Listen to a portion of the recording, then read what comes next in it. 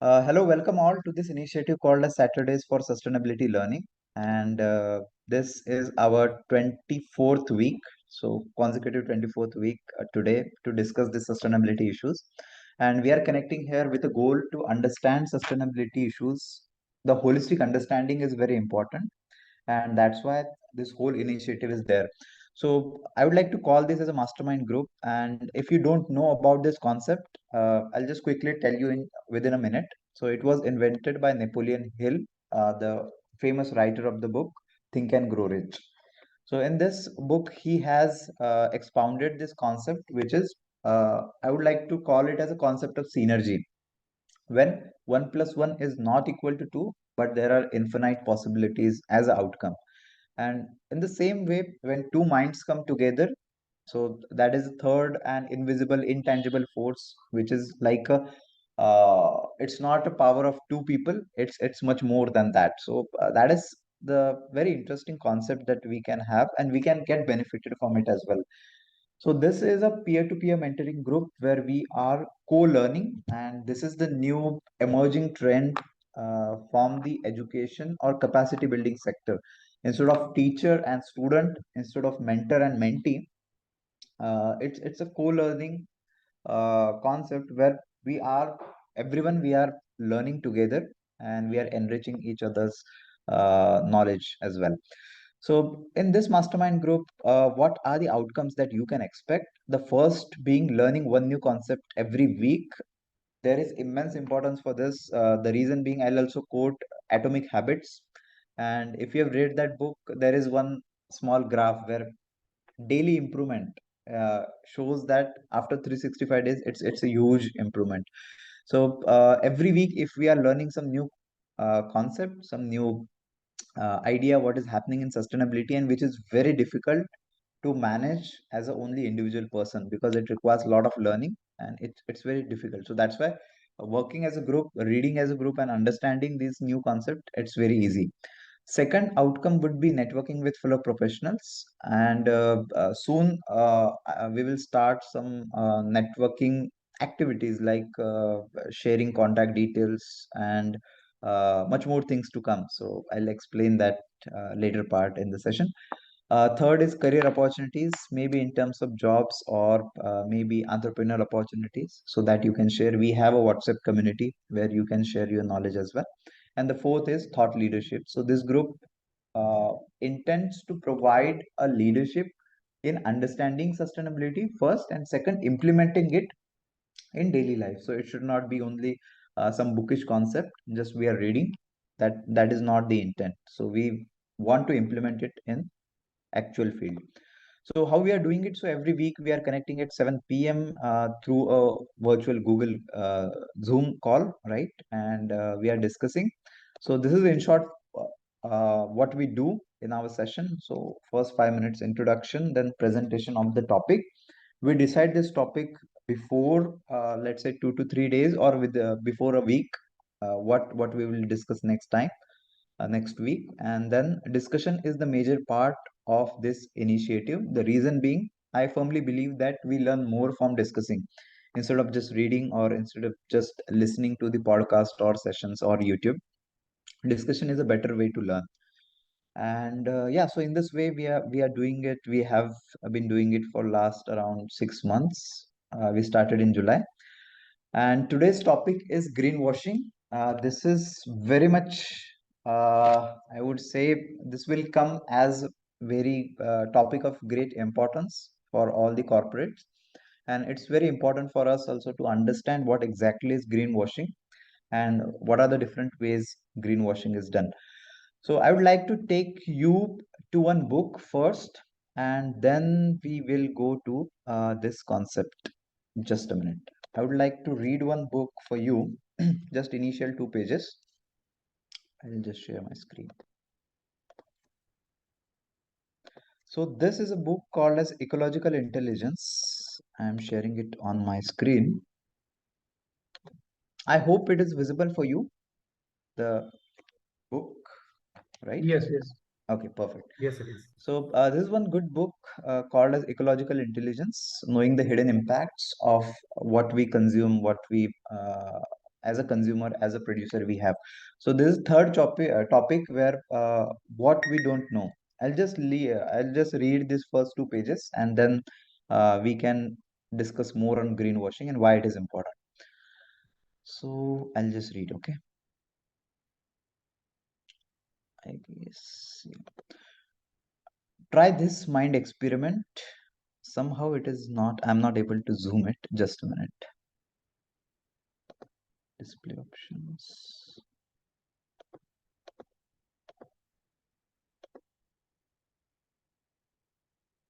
Okay, all right. So I guess it is better.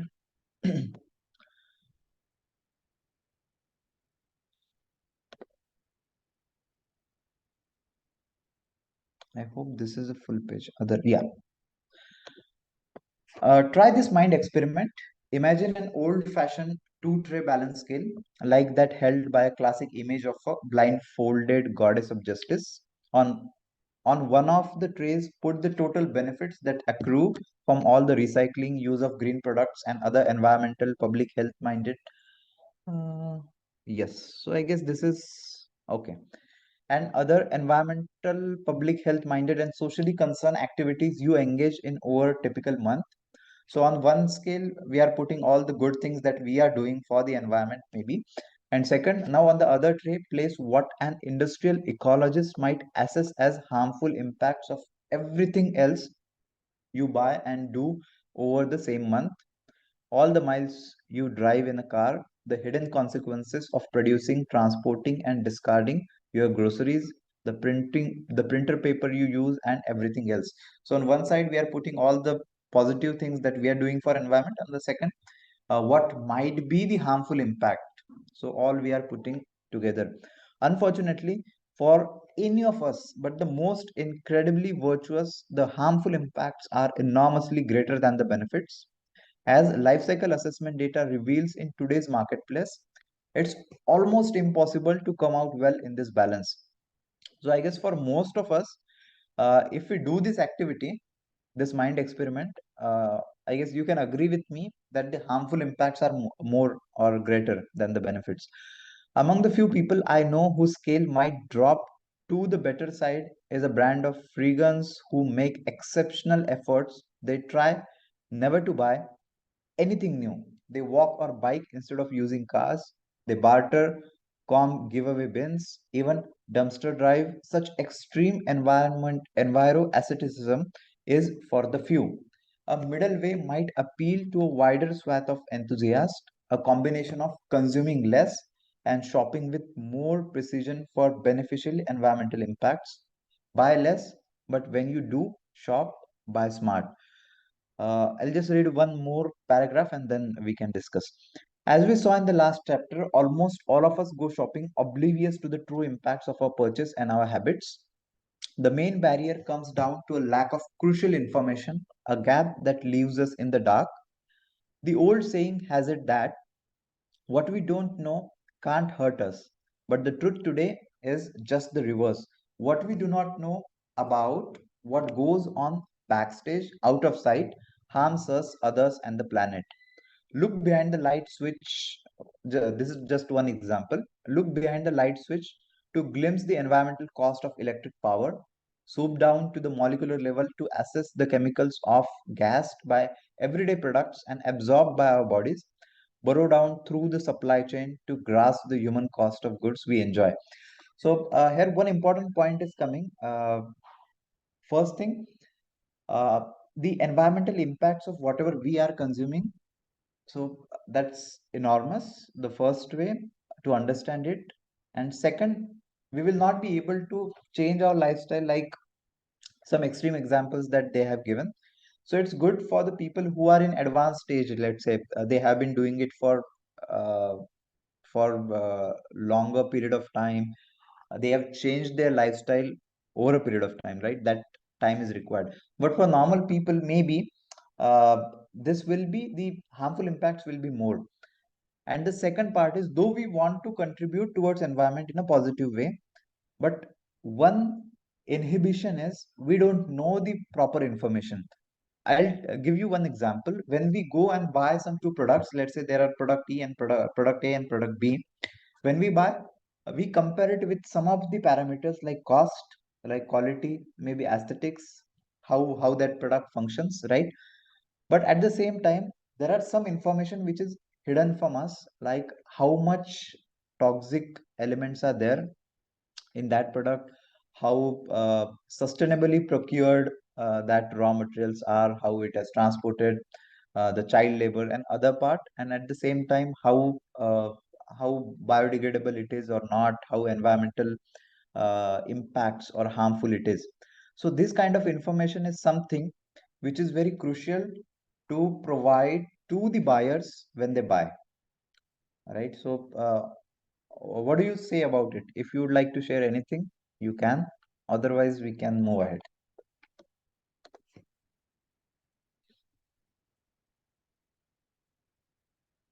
So, should we move ahead to greenwashing then? Yeah. Okay, perfect. And here comes the important point, that this information. So, what are the different sources of this information? Of course, whenever we are buying the product, it should be printed on the label, right? So, whatever information that customer wants, right? But unfortunately, there are many organizations who are providing the wrong information or the deception, and that is called as greenwashing. And here comes, I'll share this file with you.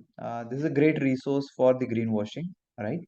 We will read some of the important points from here and try to understand how it is happening. Okay, so greenwashing, I'll read this for you.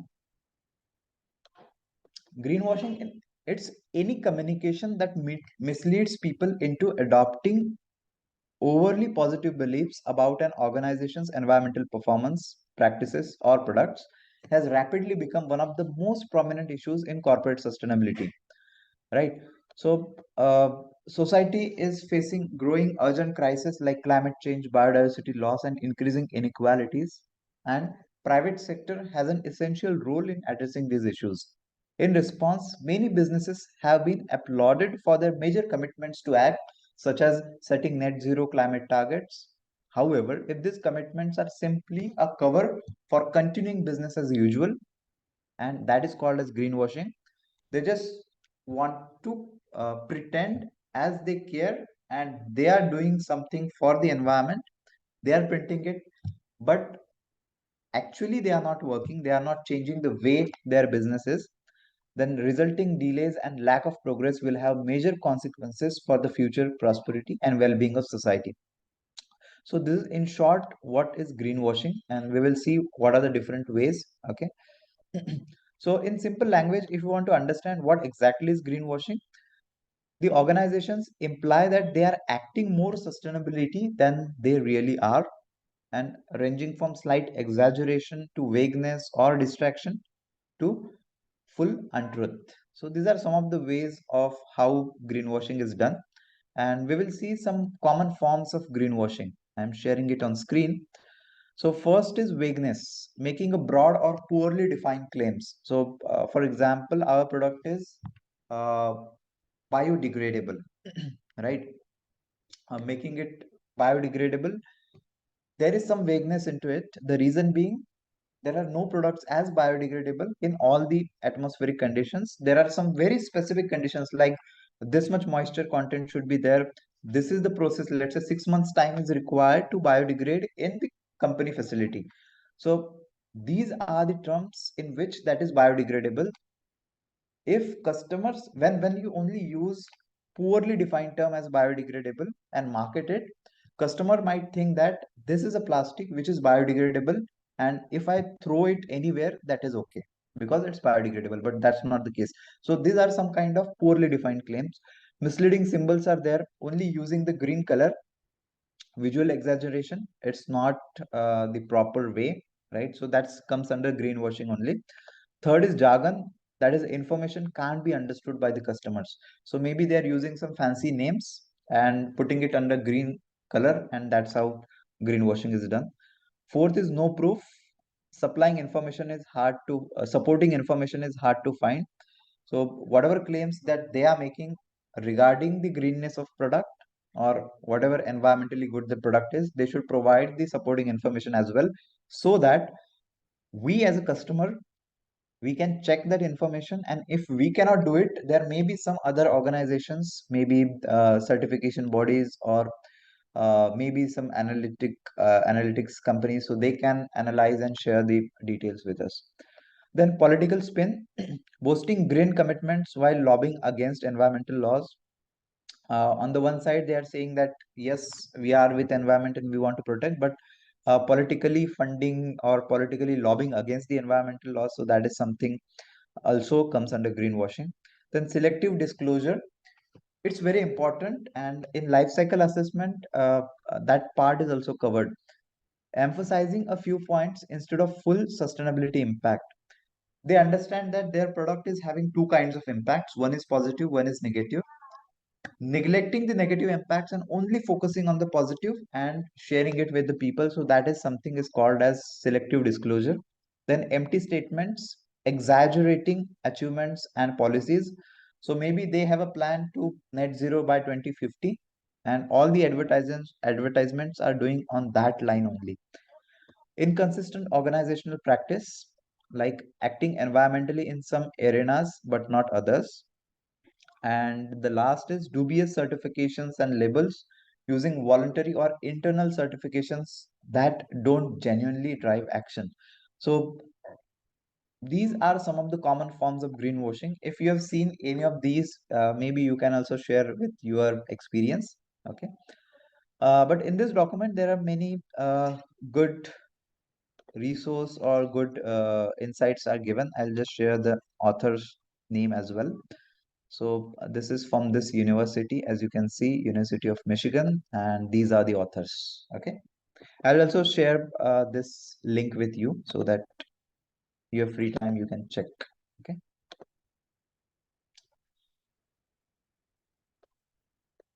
Right. So these are some of the misleading claims that you might see, right?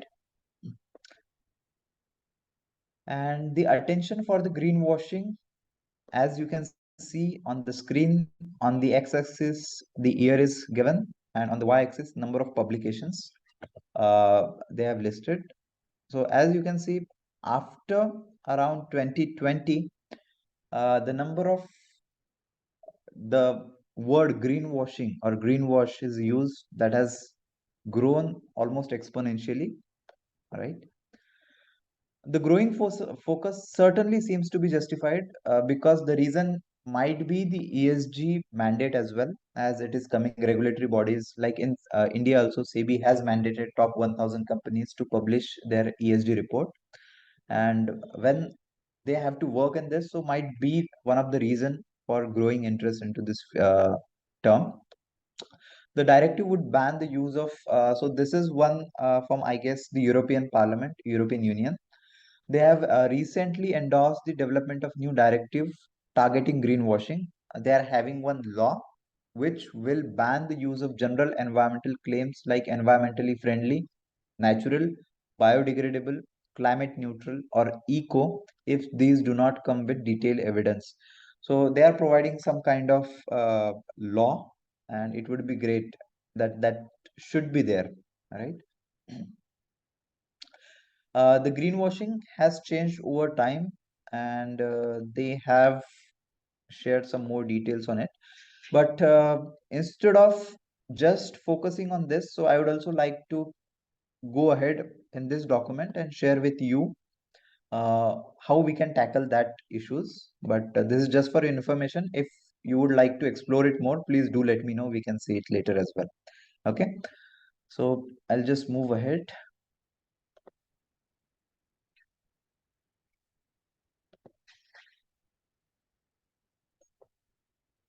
Yes.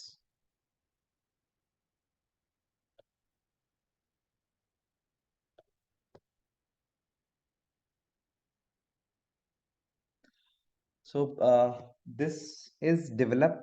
I'll also tell you the author's name, so you can also check this article as well. So, How to Avoid Greenwashing by Naomi Neems, Maya Fishoff, and Abby Litchfield. It was published in September 2022.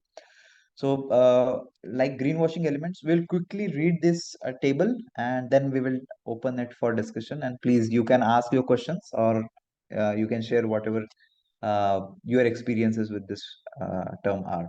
So, for vagueness, as we have seen, so under the terms green or eco-friendly and support claims with evidence, example sources or third-party review, state whether claims refer to a part or of all product. So this is the way to avoid the greenwashing for vagueness, providing the information and the detail is shared. So what exactly they say when it is green or eco-friendly. Then misleading symbols for it, ensure visuals and symbols represent degree of sustainability impact. Consider combined effect of colors, pictures, icons, sound, and layout. Be sure it doesn't exaggerate your claims. So it's really difficult how we will track it, how we will measure it, and how we would get to know. But these are some of the suggestions. For jargon, explain claims or actions using language that consumers can easily understand. This is again, I'm not sure how we can ensure this thing. No proof. This can be done. Verify claims with strong, independent, easily accessible evidence. And with the word independent, this is very important. This has been done from last, I would say, 100 and 120 years. Just I'll share one example. When the let's if we go back to 100 years back, maybe 1920s, 1930s, at that time, the internal combustion engines, that is petrol engine and diesel engines, were developed, and the petrol engines or gasoline engines had one very a big problem which is called as knocking. Means all the fuel in the engine tank would burst at the same time and it will give a knock. Means the engine would not run smooth. And at that time, uh, I guess it was General Motor or there was one inventor. I guess it was with General Motors only. So they invented one product. It was tetraethyl lead, and if that added into the petrol or gasoline, it would solve the problem of knocking. But the problem was that solution contained lead, which is very poisonous, and it impacted society in a huge scale. Means we cannot comprehend the impact of that one activity, even though they knew that this product would kill a lot of people and it is environmentally destructive, but still they used it. And for that they had some kind of advertisements where they focused on, they showed how this improvement in the gasoline engine that led to the improvement to the society. So smooth cars running to the hills, and in that way they shown the rosy picture of that. But ultimately that was the disastrous for the environment and for the people. And by the year 1990s, 2000, it came to general awareness that okay, so this is something that we should stop. And I would tell that in India also it stopped in just recent last after 2000. So still tetraethyl lead was added as in the gasoline engines. So in this way, so in this example, they already knew that this particular product that they are using, so that may impact the environment in a great way, but still they ignored the one part and they focused only on what was good with them. So that is also, I guess, comes under the greenwashing as well. Yeah. So if they are not providing the proof, it's just their own claim that this is something that is environmental friendly. That's not the case. That should be approved or vetted by the independent body. That's important. Then for political spin, avoid lobbying to weaken or block environmental laws. Don't affiliate with think tanks, trade associations, and other groups that spread sustainability disinformation. And this has been happening in the oil and gas lobby. Okay, so just recently, what example I have shared with you. So they had also their think tanks. The research was funded by these organizations, so they provided huge funding for them to share the report in alignment with their thought process. So this is not independent think tank. So that has been funded for one particular reason, and that's how they are promoting this behavior, and that can happen in future as well. So that's why. This is very important. Then selective disclosure, assess sustainability footprint using all life cycle stages. It should not be only focusing on one stage and sharing whatever the positive things that they got from that report. Again, here also the third party independent assessment is important. Empty statement like exaggerating the achievements. Only promise improvement you plan to achieve. Don't overstate commitments and spotlight minor actions. Spend more on achieving a goal than on marketing it. This is the key or crux of greenwashing. Whenever it's very important that we understand what exactly is greenwashing. There are many organizations which are doing great work, but they are shy to show it. The reason being they might get into light as a greenwashing, so they don't want to do it. But it is also important that the people who are doing good work, they should be appreciated so that others also get motivated with that. But at the same time, these companies should not feel that it's harming them, right? But whenever we say greenwashing, if a company is doing it, so they are spending more money on marketing than actually achieving a goal. So, for example, they are spending 20 rupees for that goal and 80 rupees for the marketing. So it's a clear cut greenwashing that they want to just show this kind of good work and then get more business out of it.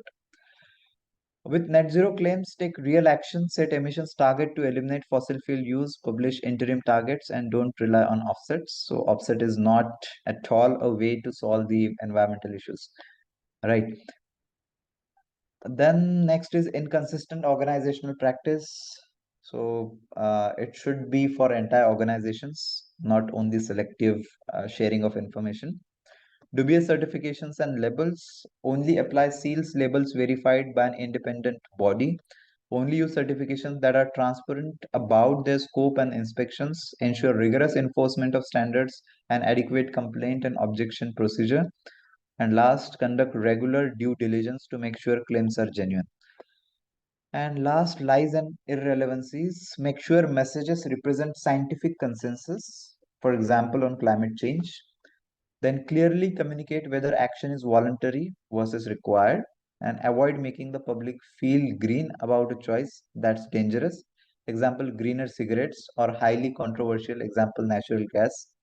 So I'm not sure how greener cigarettes would be there, or maybe there are some green firecrackers, right?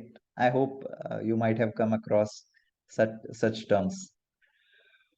Okay, all right. So this is all that I wanted to share with you, and I guess we have come to the last part of the report. Yeah. So what are your views on how we can solve this issue and what is to be done? Okay. I'll just share this link with you so that you can also check that meanwhile. And if you have anything to share or contribute, please, you can. Hi Dhananjay, sorry for a noisy environment here. No problem. Recently, I'd gone through one article where the corporates like Nike and other reputed brands are showing as a case study of greenwashing. So Mhm. probably you have that document. Just a minute. I need to check. Can you share some more details? I'll just pull it on screen. I saw one of the sustainability WhatsApp group. I don't Okay. think that ground and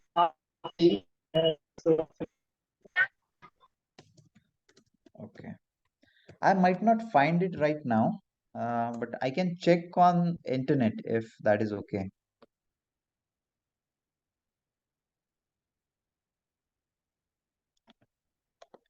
So maybe you are telling this kind of report, right? I hope screen is visible, right? It's just loading. Just a minute.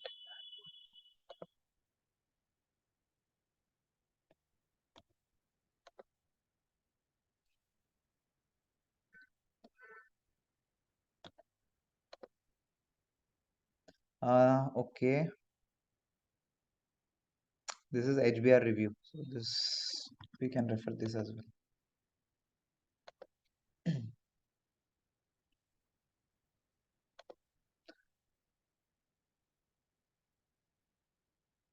Yeah. Do you know what happened with Volkswagen? This is a very interesting story.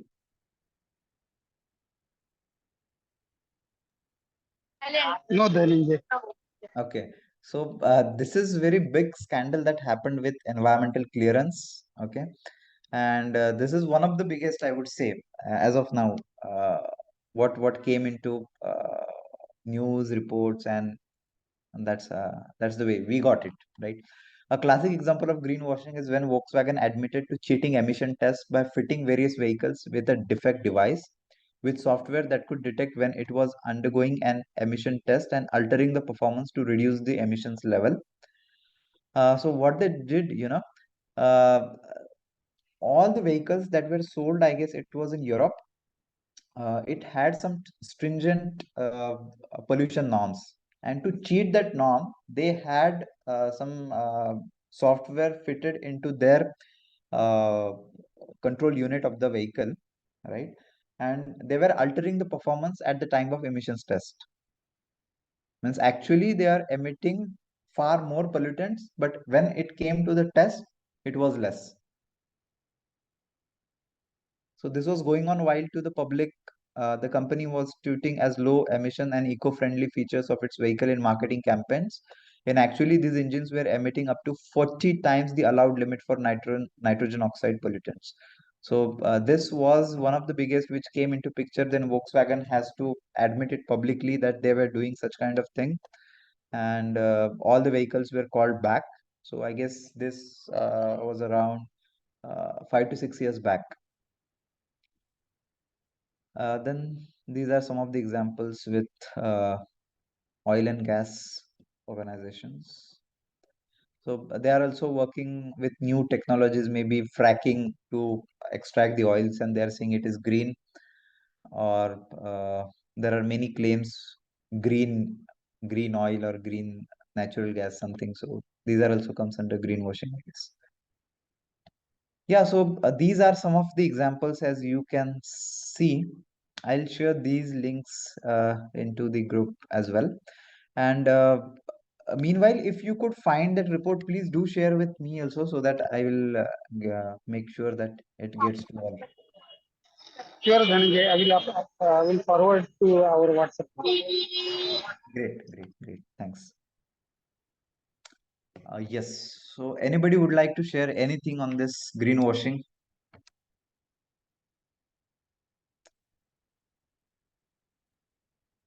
Yeah. Yes. So it is not exactly the greenwashing, but what I have gone through with respect to few BRSR report Mm-hmm. of few companies, wherein even the standardization which is being asked by SEBI Mm-hmm. with respect to 9 elements, normally even we see huge difference, even no standardization between these organizations. Mm-hmm. Like a few companies, I don't want to name, but few companies who are actually in India's top list, they normally publish it. They have published their report even with the older format of DRR, or even with lesser detail, more of a commitments and photographs and those things. It's not. I think we have qualitative parameters, and we have this quantitative parameters also, which is leadership and essential indicators. Right. Right. So even we have seen the details which we are seeing in this company's BRSR report Mm-hmm. is somehow varying from company to company, Right. and Mm-hmm. even it will be more interesting to see in time to come, Mm-hmm. wherein we will see that how these companies are actually visualizing that what they will see and show after 3 years down the line, 5 years down the line.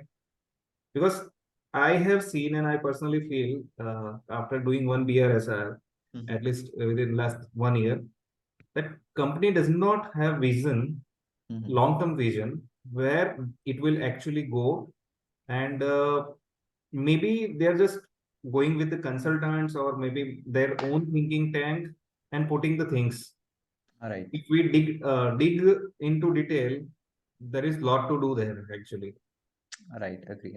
And I think you will also see, if we see the reports of Yeah. even top 10 companies by market cap, you will Right. see how they have actually made the report. It is just, you will see decorative reports, Yeah. very with lesser detail. So I would say it is not a greenwashing, but then what they want to show, what they want to market, and that again another form of greenwashing, that okay, what we want to show to you is this is. And so Right. SEBI, I think, or the body need to actually take cognizance of that, and they need to actually make sure that it should be in line with what they have defined. Yeah. Agree. And And again, the yes. claims are again should be under scrutiny. Right. I understand that this BRSR core, where the assurance is also required to be given for Right. the top 150 companies for their Right. supply chain along with their own. Right. So, is anyone along with you? I think, is it mandatory for a third party validation or independent verifier need to have validation of their BRSR core or BRSR report? Yeah. Third party is required for the top 150 companies for this financial year, No, and they not are for going to me. expand it. It is Okay. from 25-26. Yeah. Pardon, sir? It is from 25-26. Okay. For BRSR core, right? Yep. Yes. External assurance. Yeah. So Okay. maybe And that can be one good top point. 1,000 companies, I guess, right? Yeah, it is for top 1,000 companies by From market. from 2526. Yes. So what you were sharing, na? So I have just shared on screen. Achha, This is annexure of it says, BRSR. it says that the press release, no? Mhm. Top 150 by market capitalization to prepare disclosure and reasonable assurance on BRSR core KPI from 23-24 onwards. Right. And then this core disclosure to be extended to the supply chain of listed companies on a comply or explain basis, starting with top 250 listed company by market capitalization to prepare disclosure from 24-25 onwards next year, Okay. and assurance from 25-26 onwards. Right. So like in from 25-26, you need to get independent assurance, and this disclosures for supply chain that has to be prepared from 24-25. So you are reading the same circular, or is it? Same. This is the same, na? What I am sharing on screen, or no? This is of July 12th, 2023. Yeah, I have it on PC. Okay. So I am also sharing it on screen, so maybe you can see. Yes. BRSR core framework for assurance and ESG disclosure for value chain. Okay. 23-24, that is the current year, right? So that we are in 1,000 listed companies, they have to disclosure for the BRSR format, the format that is shared. So So, this is the so format, my right? question actually, what I wanted to understand is what 3.4.1.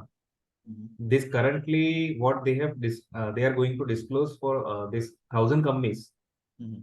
Whether that is required to be validated. Mhm.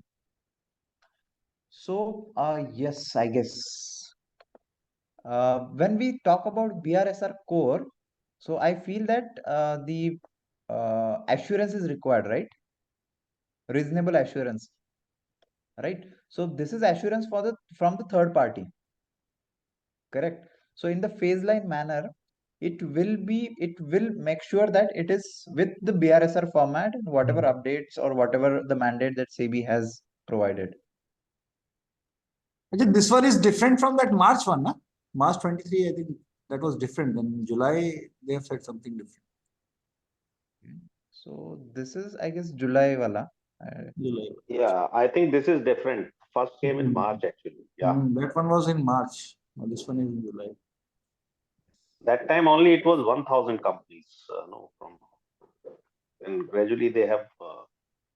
Right. So this was only communicated earlier, but now they have also shared the phase wise how they will implement it with BRSR core. So this was, I guess, our session number 2. I'm not sure, but yeah, day 2 or day 3 of this discussion.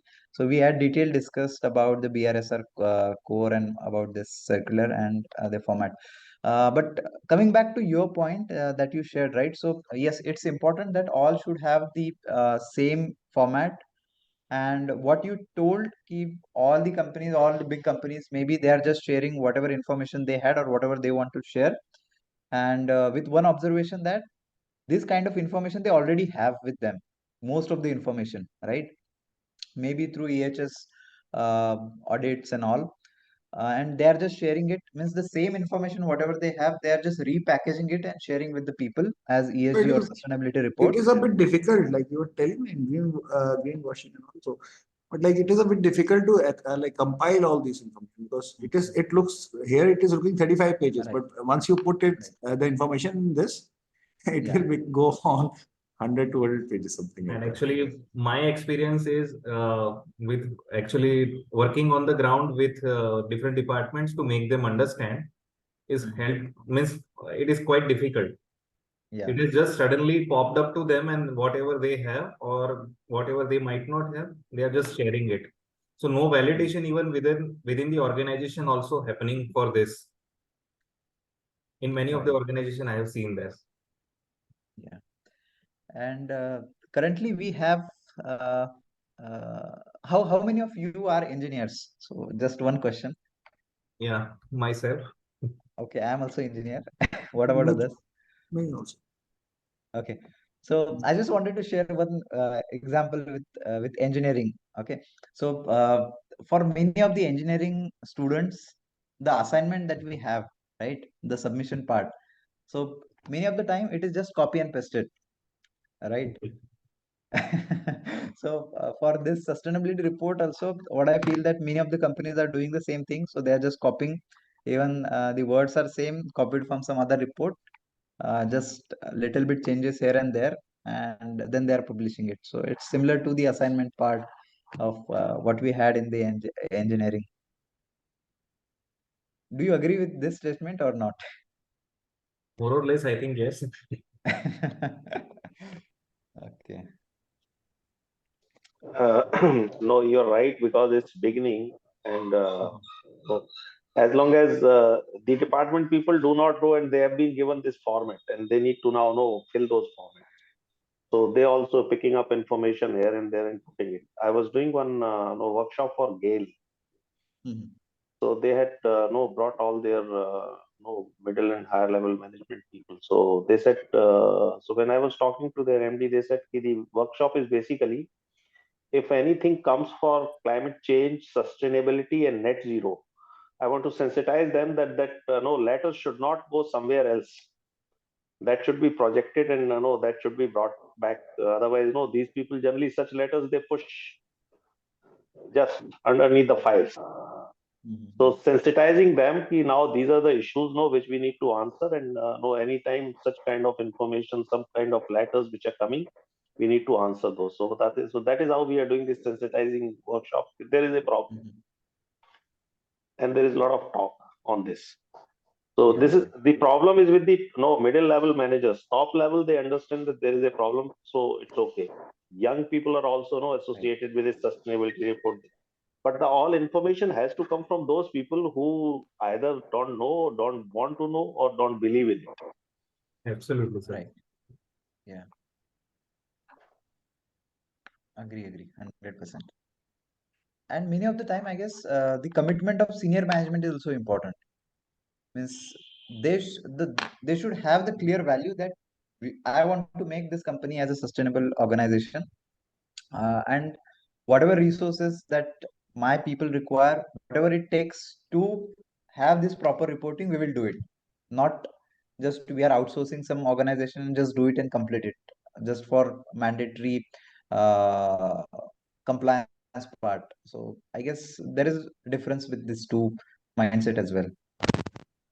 So here I think one more aspect is there. Many of the organization is just taking this as a one of the reporting and data collection exercise, rather than actually imbibing all these 9 elements into different departments, KPIs, or maybe going depth in depth that how it belongs to whom, and how they will be actually having process where even companies are having ISOs of different social compliances, or maybe for OHSMS or for EMS or Right. business continuity per se. So they might actually imbibe all this into a different format, and then they actually make it as a process, not actually after giving an awareness, of course. So that is what actually would be the right way. I have done one this exercise of the particular BRSR, and then even this ESG framework establishment. What we did is, and I could convince management is that let us first actually see what are our requirements from different stakeholders, because they had an investment from foreign investors also. So they were asking them to follow IFC requirements. Some of the other investor was asking to follow them some other requirements, and they were operating business in India. So, and they're going to launch IPO soon. So I think they actually wanted to follow the BRSR requirements as well.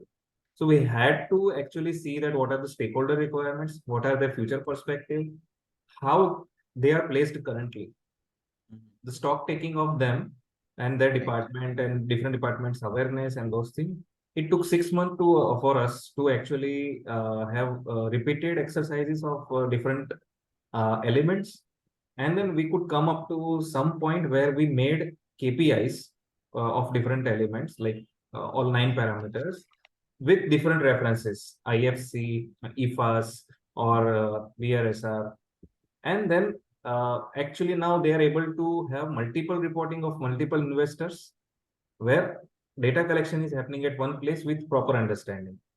And now we have asked them to go for ISO of different kind, so that these processes which are established, Right. these objectives and targets which are set, will be someone's in someone's KPI or someone's KR. Then with understanding, it will sustain. This is how we have looked at it. Yeah, that's a great way. Bringing it into this system, so that's very important. Instead of doing it as a one-time activity, with awareness and with proper systems, that is the only way, I guess.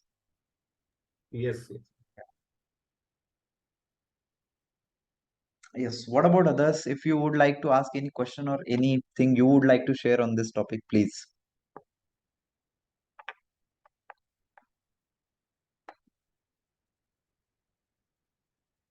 Regarding greenwashing, I'll share one thing over here.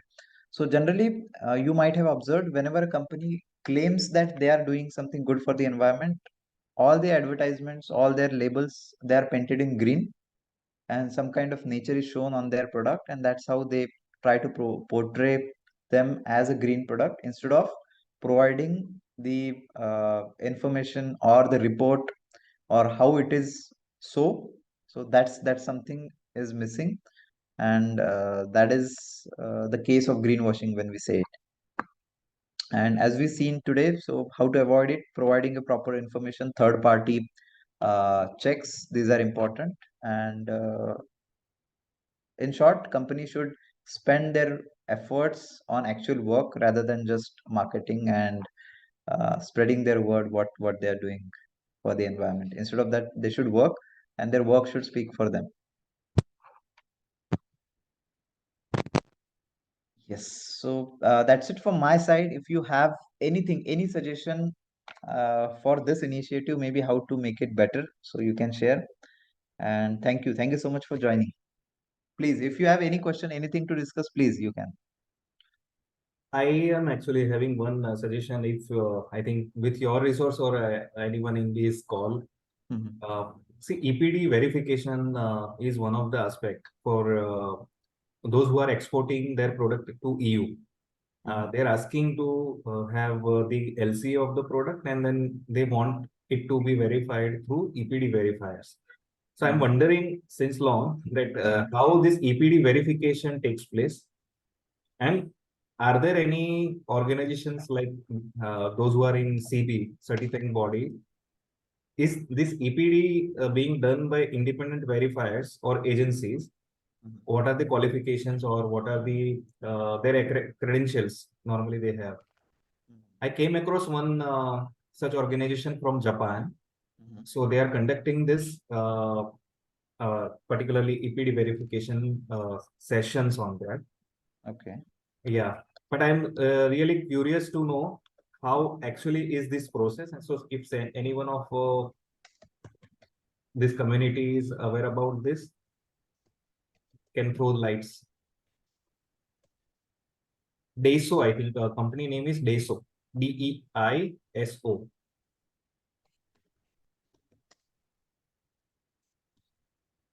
Yeah, This is the same, right? yeah. Okay. So they also provide services, but then they are also conducting some sessions and those things. Okay. Yeah.